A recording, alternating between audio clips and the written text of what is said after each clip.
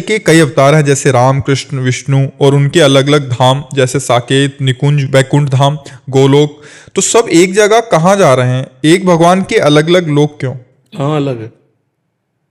कहाँ अलग है बच्चा? महाराज जी, आप कहते हैं ना कि निकुंज और साकेत बच्चा,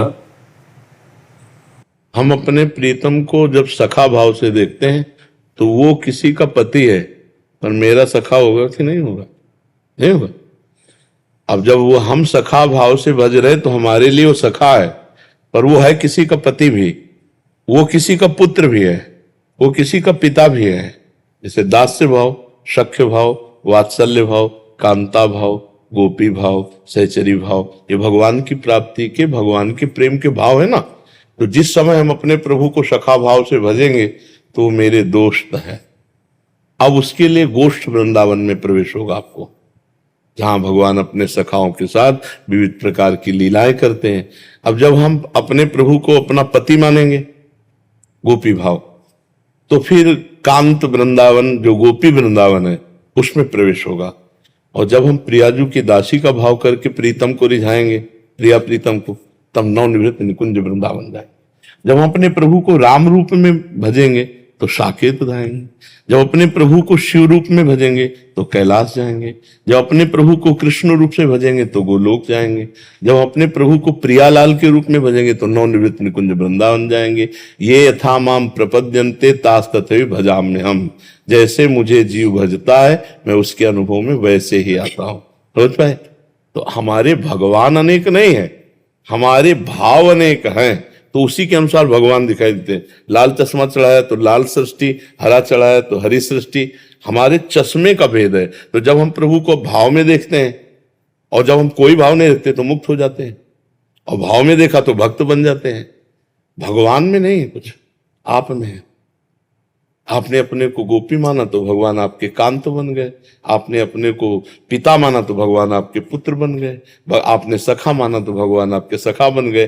तो जहां सखा की लीला हो रही है वो गोष्ठ वृंदावन है, जहां गोपी के साथ लीला हो रही है वो गोपी वृंदावन है, जहां प्रियालाल के साथ सखियां लीला कर रही वो नवनिवृत्त निकुंज वृंदावन है, जहां राम लीला हो रही है वो साकेत धाम है, जहां शिव लीला हो रही है वो कैलाश धाम है। तो वही धाम है एक, वही आपके लिए कैलाश हो जाएगा, आपके लिए साकेत हो जाएगा, आपके लिए वृंदावन चिदानंद धाम। वही राम नाम है, वही श्याम है, वही वाराह बन गए, वही मत्स्य बन गए, वही कूर्म बन गए, वही नरसिंह बन गए, वही वामन बन गए, वही राम बन गए, वही परशुराम बन गए, वही कृष्ण बन गए, है ना वही।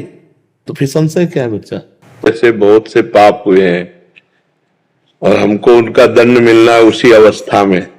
जैसे इसी जन्म में आपने स्वस्थ गर्भ की हत्या करा दी।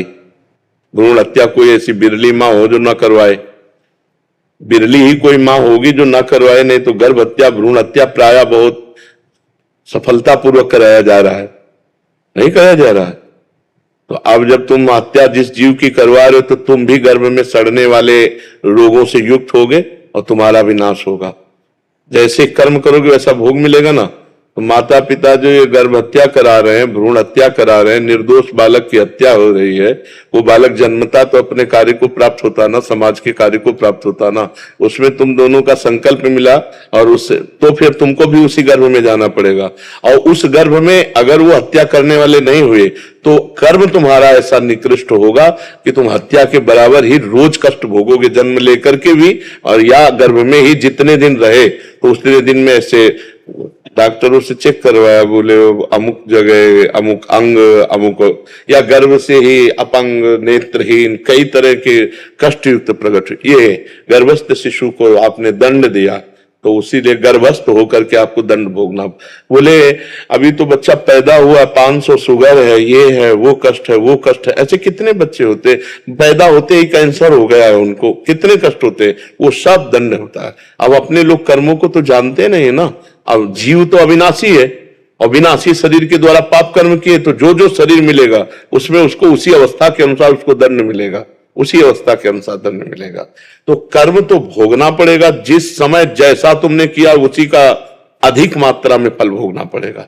अब जैसे मांडव्य ऋषि का आता है, आपने सुना होगा चरित्र, मांडव्य ऋषि एक हुए तो बचपन में एक तितली होती ना, उसकी गुदा में बम्बूल का कांटा डाल के खेल खेल में छोड़ दिया ऐसे, वो तड़प कर मरी थी। तो एक दिन ये खड़े थे अपने आश्रम में और हाथ उठाकर तपस्या कर रहे थे मांडव्य ऋषि। तो कुछ राज खजाने से चोर चोरी करके भागे, इनके आश्रम में छुप गए। राजकर्मचारियों ने जब पकड़ा तो माल सहित चोर इन्हीं के आश्रम में मिले, और ये ध्यानस्थ ऐसे खड़े थे, इनको भी उठा लिया कि नाटक कर रहा है बाबा जी भजन का और चोरों को साथ रखता है। अब वहां जाकर के राजा के सामने पेश किया, राजा ने सूली की सजा दे दी। चोरों को सूली की सजा मिली, महात्मा को भी सूली की सजा मिली।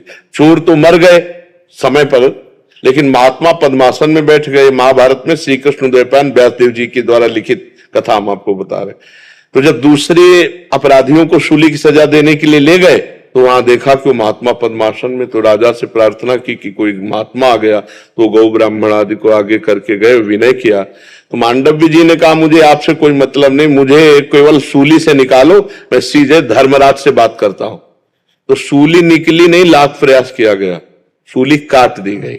मांडव्य ऋषि इसीलिए उनका नाम हुआ। तो सूली क्यों नहीं निकली? क्योंकि बम्बूल का कांटा निकाला नहीं था, वैसे छोड़ दिया था। अब ये सीधे धर्मराज जी के पास गए, अंतर ध्यान होकर धर्मराज जी से कहा कि मैंने जीवन में कोई पाप नहीं किया, मैं तपस्वी हूं, मेरे को ऐसा दंड क्यों मिला?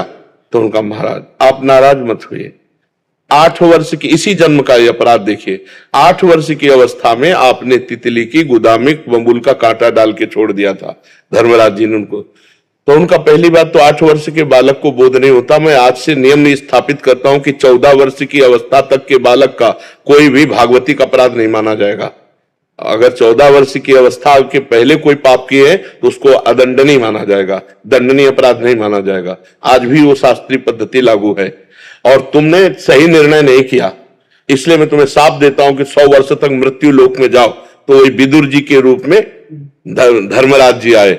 तो आज भी मांडव्य ऋषि की गुदा में घुसी हुई है सूली, मांडव्य ऋषि उन्हें कहते हैं। तो भाई भीष्म पितामह जी 6 महीना बाणों की सैया पेरे, बाल ब्रह्मचारी, मान तपस्वी, भजला लल्दी।